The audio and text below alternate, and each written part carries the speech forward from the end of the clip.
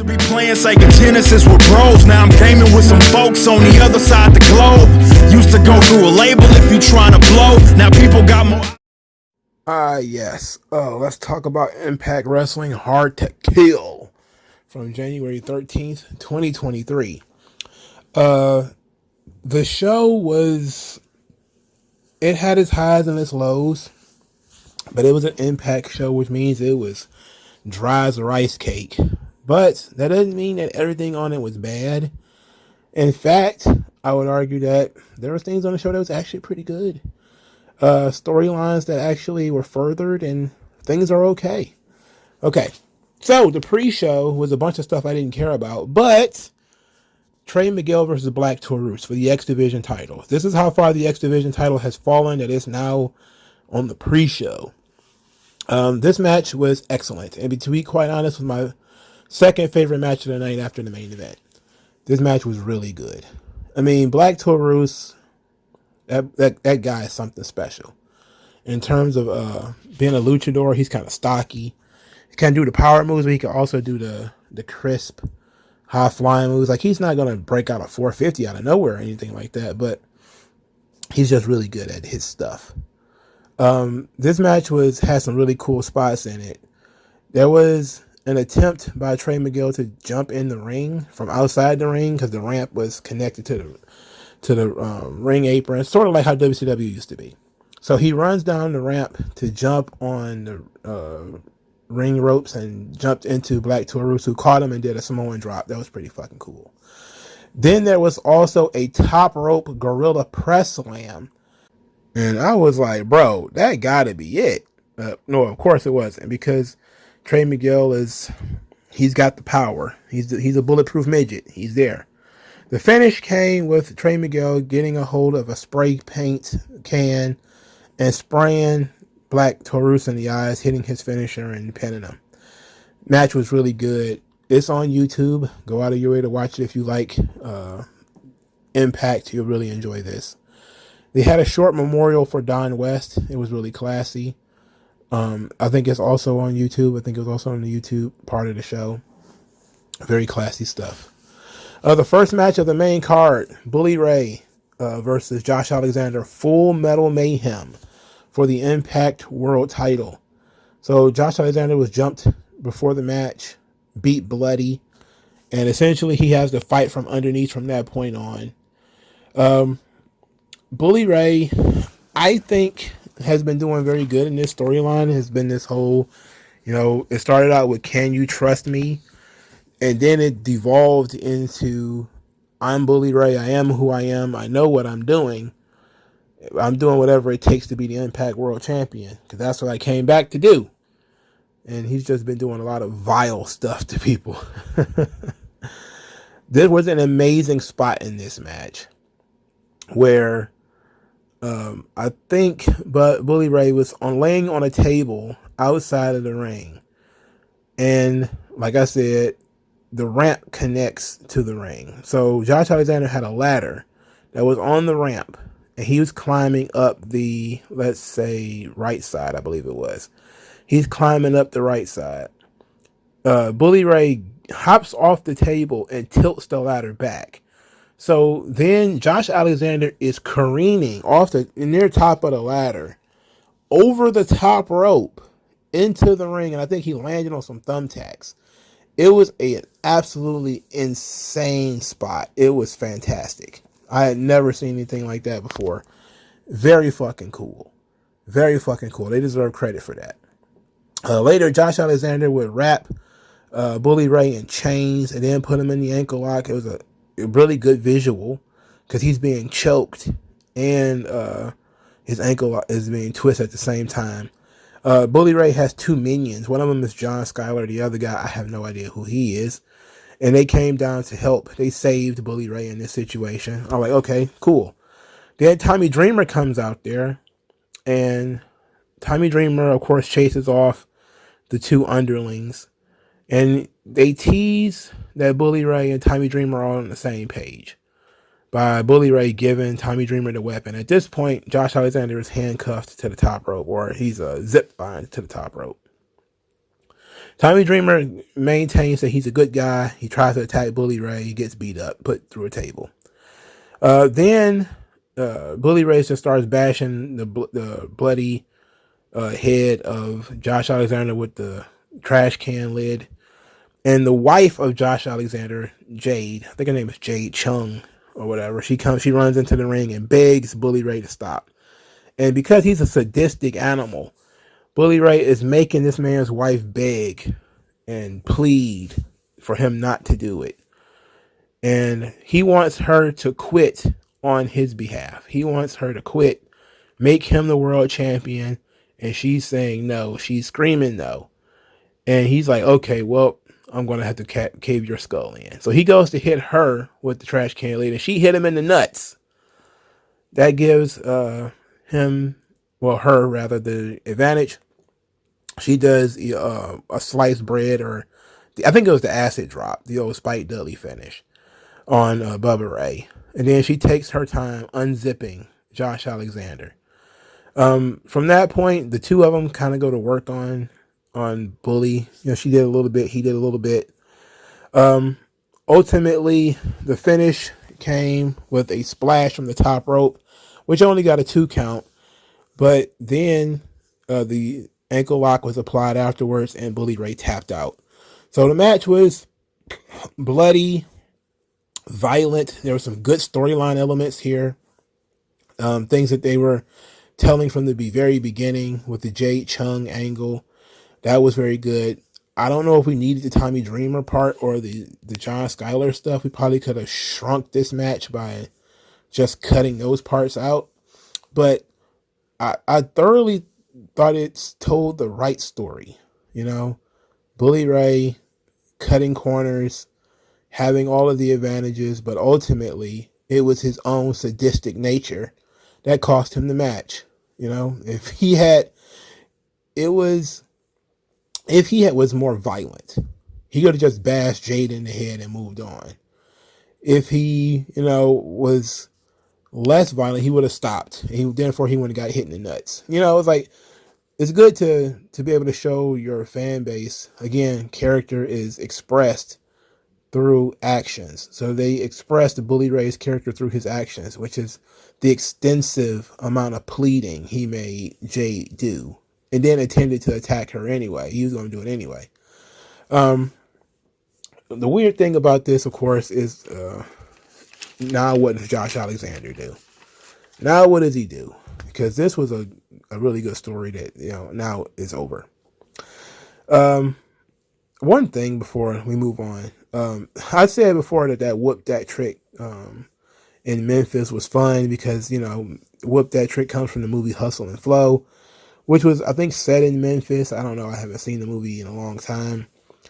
And it was nice for them to have good, unique storylines. Well, this show was in Atlanta, and people were chanting whoop that trick. So you're not allowed to have nothing. You can't have nothing. Anyway, the second match was a fatal 4-way tag title match won by Motor City Machine Guns. But their opponents were Chris Bay, Ace Austin, Rhino and Heath, and the major players, which is Matt Cardona and Curtis Hawkins. I don't remember his fucking name. Brian Myers, that's his name. Okay. Ultimately, it was what it was. Chris Bay and Ace Austin. Chris Bay said he never heard of Bret Hart and doesn't care about Bret Hart. I gotta say, even though I think the guy has some talent, he should get jobbed out until he, learns to respect legends. I can't believe this guy who, is a wrestler and has been a wrestler for several years has never watched a Bret Hart match. And Bret Hart's a modern guy. It's not like we asking him to watch goddamn Bruno Sammartino or Buddy Rogers. This is something you can find on the network with little to no effort. You can find Bret Hart on YouTube in HD. Are you fucking serious? You never watched a Bret Hart match? Job him out until he becomes a sentient, absolutely professional wrestler. He's a moron. That is, I don't know why that offended me so badly, but it did. So this guy who is in the ghetto of Impact. And I don't mean because he's black. I mean because Impact is literally a low-income community. We are dealing with somebody who thinks that they were too good to watch a Bret Hart match. Stop it. Watch Bret Hart. Then we can discuss why you are still in this position. 3 years into your contract at Impact, you're still not even above a tag team level. You know, a guy who was X Division champion for like 2 weeks, and that's like his claim to fame, and nobody remembers it because it was literally that short. The Motor City Machine Guns are great though. I just don't know. It just seems like Impact just has their guys that just hang around forever, and when you hang around long enough, they put a belt on you. And that's kind of feels like with Motor City Machine Guns, like they hung around long enough to get the belts again. Speaking of hanging around long enough, Kazarian is back. Frankie Kazarian, the Elite Hunter, who never hunted the Elite, who never did anything. And apparently, he is no longer with AEW because that's what this promo is about. He talked about coming to Impact last year as a guest, winning the X Division Championship and feeling all the love and respect that he got. And then going back where he was, which is AEW. And he went back to his friends, but he saw that, he kind of wasn't appreciated. But then he says that he hates complacency.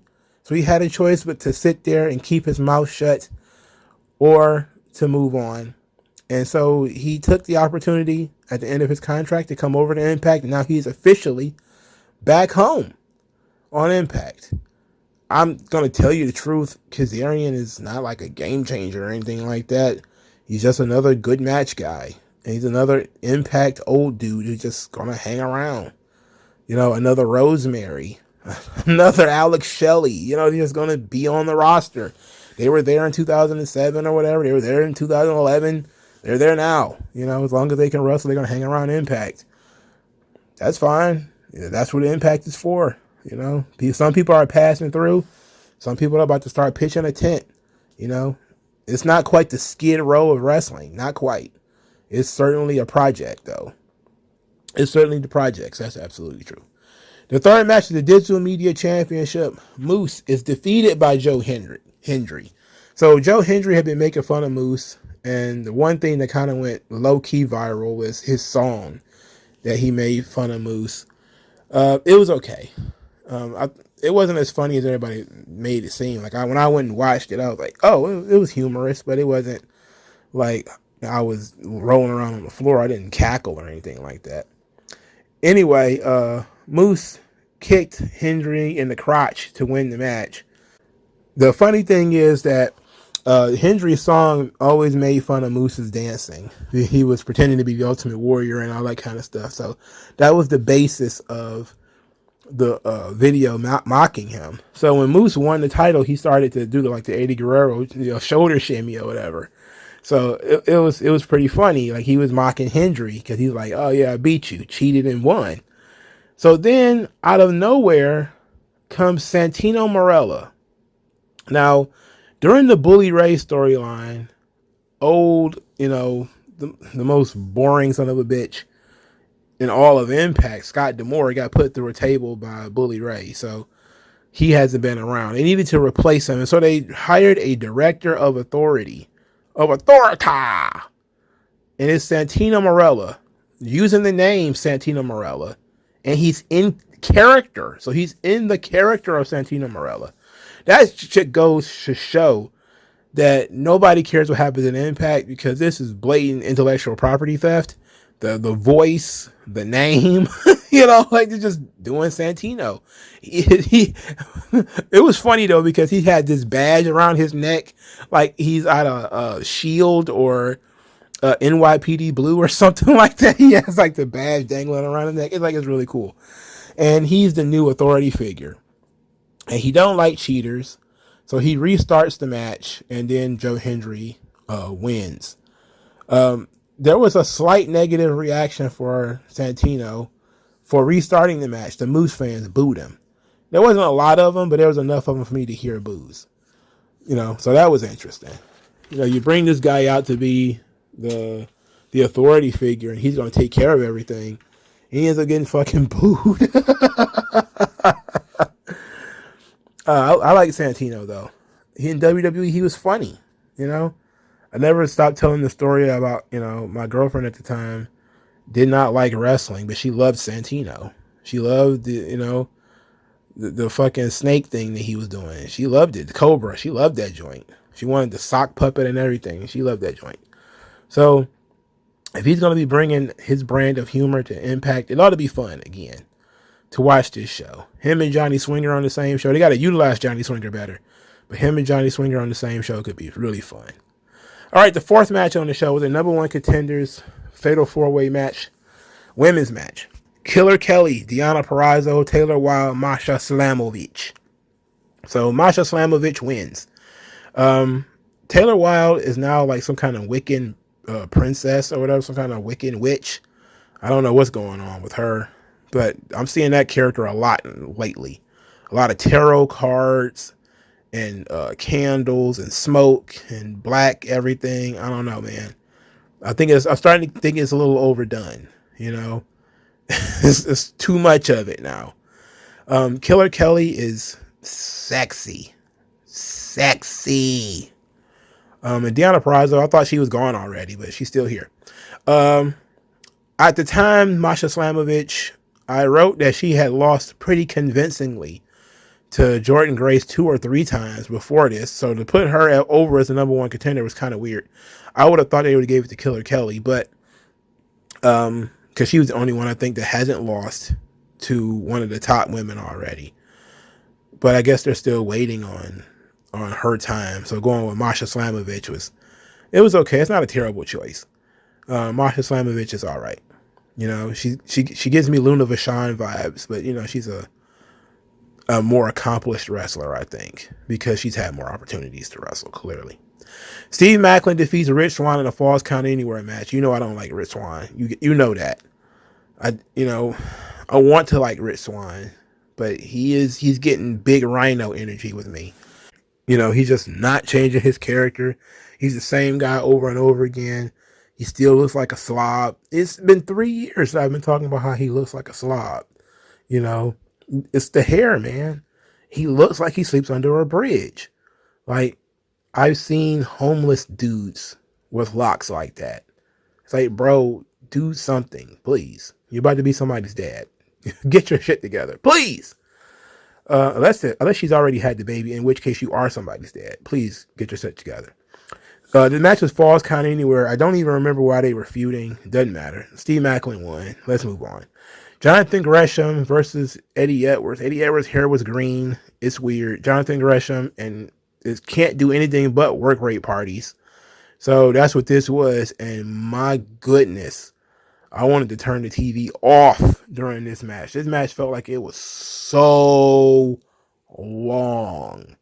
I absolutely cannot stand Eddie Edwards. Fuck Eddie Edwards. Jonathan Gresham can be interesting with his work rate matches. He can be. And I think he tried here. But I mean, I think part of it is my fault because I don't know or care what they were fighting over. Like, I know what the storyline is, not only because they told me, but because I fucking watched it. Eddie Edwards was involved with Honor No More, and then they jumped Jonathan Gresham. Or at least they implied they did jump Jonathan Gresham, and Jonathan Gresham believes that they did. So he's coming back for revenge, but this was months ago. This is a long time ago, where they supposedly took out Jonathan Gresham, and he's just now coming back. In any event, Eddie Edwards wins the match, which, of course, he won clean, if I remember correctly. If he wasn't clean, it wasn't that dirty. And to have a guy come back for revenge and lose, that sucks. That blows. But it is what it is. Oh my goodness, I can't stand this match. Fuck. PCO appeared after the match with a shovel. He was spitting sand. Like spewing sand out of it. I'm like, what the fuck? I forgot that at some point, I think after the Honor No More storyline, or maybe before it was over, Eddie Edwards essentially, quote unquote, killed PCO and buried him alive in the desert. So The iconography of PCO reappearing with a shovel spitting sand is to say he dug himself out of his own grave, retrieved the shovel, and kept the sand in his mouth the entire ride. He kept the sand in his mouth the entire train, plane, car ride that it took for him to get from wherever he was to this arena. He was breathing sand. He was living off sand, actually, I guess. You know, he just kept his mouth closed that entire time and decided, now it's the time to spit out all of this sand. Just come on, man. What horse shit this was. But he took out Eddie Edwards, and this is also a beef from the Honor No More days, which is fine because, you know, his individual character Bible has Honor No More in it, so he still has some loose ends from that. The Jonathan Gresham one was one, and now PCO is another one. I'm cool with this. The main event, Mickie James defeats Jordynne Grace to win the Impact World Championship, or the Impact Women's World Championship. Mickie James was nervous earlier in the night. She was hanging out with Tara, who I legit thought was Mickie James' sister because they look so much alike now. And she was nervous because because the match was made the main event shortly before the show started. She finds out that the men are going on first, so she got to go on last, and her career's on the line. And it was legitimate, you know, like that anxiety shot up. It's like, oh no, now it's the main event too. Like, that's a lot of pressure. And Tara's in there trying to calm her down, and then Raven shows up. And Raven, they give you the little nod. If you know your TNA history, you know that Mickie James was in TNA near the beginning. I think she was Alexis LeRae. That was her name in TNA. And she was a part of Raven's group, The Gathering. And he wanted to be there at the end of her career because he was there at the beginning. But he says, I don't think it'll be the end, but just in case it is. And he gives her a hug. And I thought that was so sweet and completely out of character for Raven. But, you know, Raven isn't really a character anymore. All right, to the match. Mickie James had a special entrance featuring the Matapori dancers. I think there's a Native American clan or tribe or whatever. Mickie herself is part Native American. It's just not something she goes on and on and on about. But it's interesting because I did know that. You know, she was born on like a ranch in Virginia or something like that.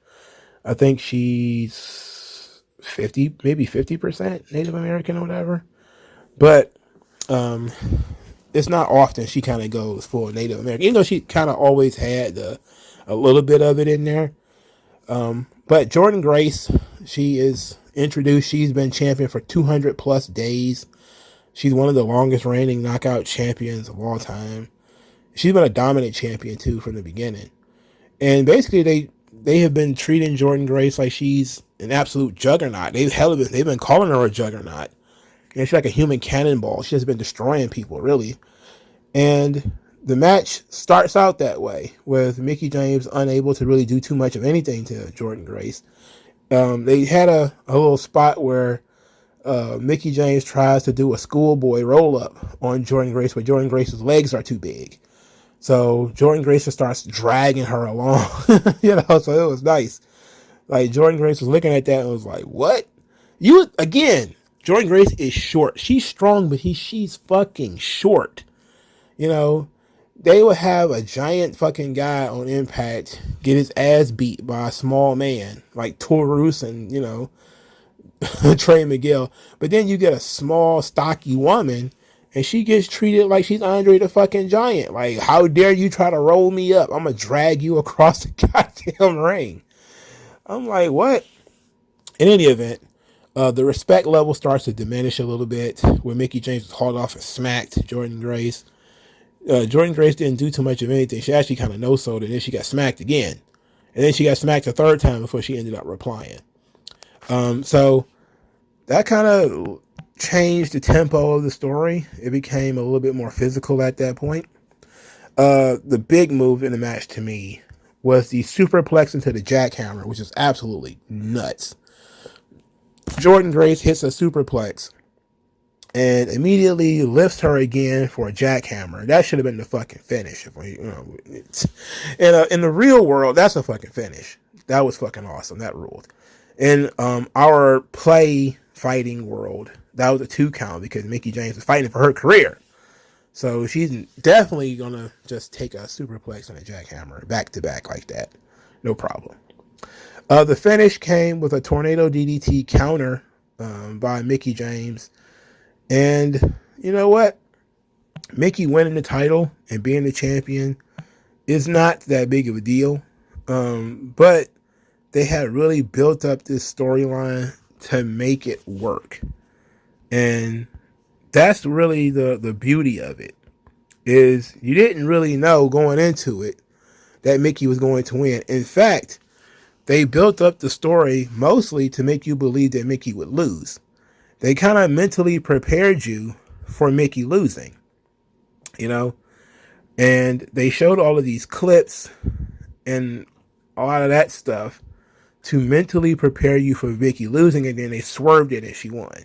So that was very nice. You know, they did a really good job. And I was drawn in. This match had good emotional investment because I was like, oh man, is Mickie really gonna forego, you know, the idea that she possibly could go back to WWE now by, you know, retiring? And I know nobody ever truly retires in wrestling, but to end her career, you know, quote unquote, without going all the way, I don't know. But she ended up winning the title. I think this is going to be a short run, not just because I don't think Mickie's going to hang around Impact too much. I think she just wanted to wrap this story up. And Jordynne Grace is going off. You know, I think she's about to go there's some bodybuilding competitions I think she's about to do. So I'm looking at things saying that it's nice that Mickie James won, but I'm thinking she's a transitional champion. I'm thinking she's going to drop it to Masha Slamovich, because not having Masha beat Jordynne Grace, they could probably have her beat Mickie James, who beat Jordynne Grace, transitive property. So that's fine. I wouldn't mind that. But the Mickie James storyline has been very compelling. The last rodeo, it's been great. You know, it made all of her matches must see, even though you knew she was going to win most of them. It felt like a farewell tour. And now there is no farewell. You know, like that might be the only part that's going to bother some people. It's like, wow, you built up her losing and then she didn't lose. And it was like, well, yeah, that's a nice swerve. That's a good subversion, because now you got a babyface as the champion. That's great. And it was a babyface who, for a long time, had self-esteem issues and was wondering if they still had it. Didn't believe in themselves. And then put all of this pressure on themselves. And then when the pressure got too much, they nearly cracked. But still managed to push through and become the champion. It's a great story. This was the best match on the show. Jordynne Grace she's really stepped it up. You know, I've given her a lot of credit. But Jordynne Grace versus Mickie James, Black Taurus versus Trey Miguel, those are a must-see. Everything else, you can just say, who cares?